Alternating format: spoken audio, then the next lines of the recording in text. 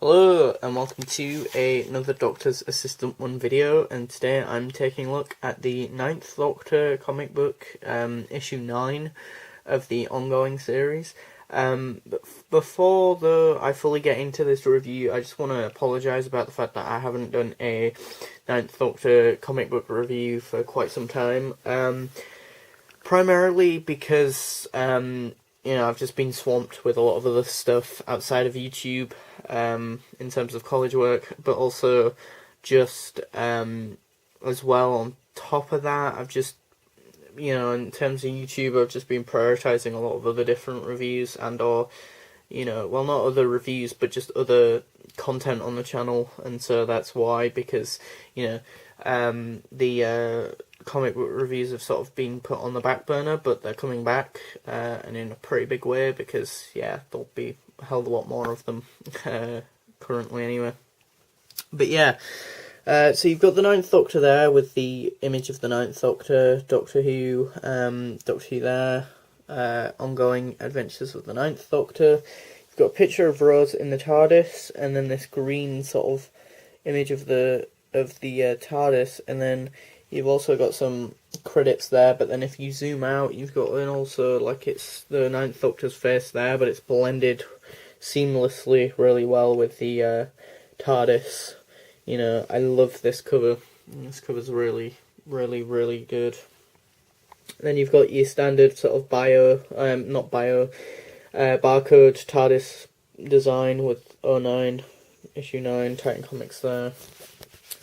Then you've got, your previously what happened, because this is a beginning of a new, story, so this is probably a brilliant jumping on point, and that, but it also tells you what happened previously. From what I recall, it was the unit storyline, and we get introduced to this person.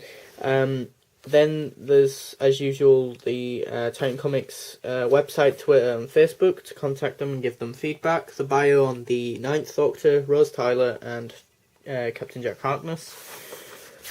I'll be honest, this is probably not the strongest comic book from the Ninth Doctor series, but anyway, I'll go through the back of what the comic is issue.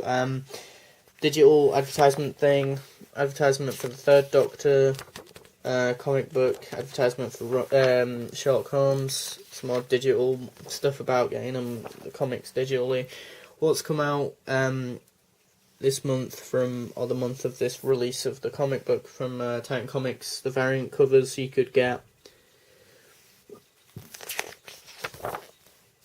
The graphic novels of 10th, 11th and 12th Doctor, variant covers of next month's one, which I do have in my possession, and a bio of it when it came out.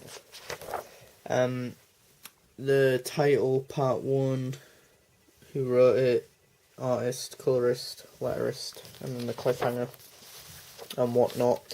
It just felt very flat and just meh, even. Didn't really have too much energy going for it. I mean, I have to admit, though, this is the best panel, easily. I adore this one. It's just some stunning artwork, amazing artwork right there of this sort of mermaid-esque alien mermaid creature. I love that.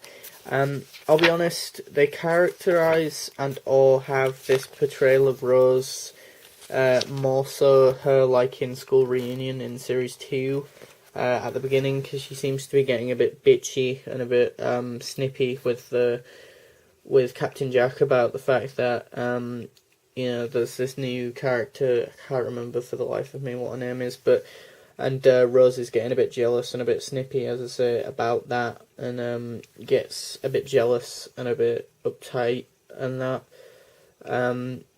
about her being there, and I just felt like, that's one side of her character I've never really liked, and I guess in Series 1, though, she was never like that, because we never saw the Ninth Doctor ever really have to share his sort of attention with a lot of other characters. I mean, you see it a bit in Bad Wolf, or in Bad Wolf Parting of the Ways, I guess, with Linda and that, but that's not to the same extent as what her bitchiness with like Sarah Jane, I thought, but even so, it is an aspect of Rose Tyler's character I've never really liked, and I don't know, in Series 1 it wasn't too prominent, so I don't know if I can argue that it felt a bit out of character, but it later becomes a thing of the character, so I guess it's development, but I don't know. Got a lot of close-ups of different characters and whatnot. And then there's all this stuff about Captain Jack and, you know, this piece of art, and then him being here before, and that, and I just found it rather a bit confusing, but maybe it'll get aired out, you know, and a bit sorted out and or figured out in the next in the next issue, in the next comic book, but yeah. But yeah, I don't know. And then there's this, obviously, stupid guy.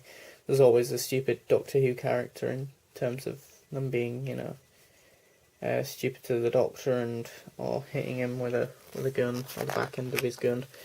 And then there's this sort of fuck off massive alien bad guy or lake monster. And then you get like, oh look, it's this guy, and then you don't really find out who this guy is yet anyway. I'm assuming again we get told about these things later on in the next issue, but I don't know, I'm on the fence about this one. This one just feels very sort of just starts randomly in this sort of Brazil 1682, you know, it just starts off very abruptly is probably the best way of describing it, and then it feels very like it's not got a flow to it. It feels very jagged is probably the best way of describing it, you know, very stop-starty, you know, one minute we're talking about Captain Jack and with this guy, and this guy thinks he's this person, and then next minute we're doing this thing, and then next minute there's a ghost, and then these people getting possessed, and then there's this, like, you know, mermaid enchantress type character thing already, and then there's another monster, and then there's Captain Jack finding out this base underneath, you know, this house thing that he used to live in this past life, and then there's this thing in the computer. It just felt very multi-layered, but in a negative way. Like there's too much stuff just going on. There's too much stuff just going on, and it's not aired out or thought through as well as it could have been, and therefore, as a byproduct, it just feels like a hodgepodge mess. That's the only way I can describe this issue personally, but if you're a big enough fan of the Ninth Doctor, you might want to buy it anyway, you know, because you need to have everything Ninth Doctor-esque, I don't know, or you just want to collect all the Titan comics, or you want to buy this one anyway, because at the end of the day, it's just my personal opinion. So yeah, would I recommend it if you're a Ninth Doctor fan? Yes, of course, but if you're looking for a good story, I think this one's one to skip, maybe, but maybe it gets better in the next part / next issue. But yeah, thanks for watching, comment, rate, and subscribe.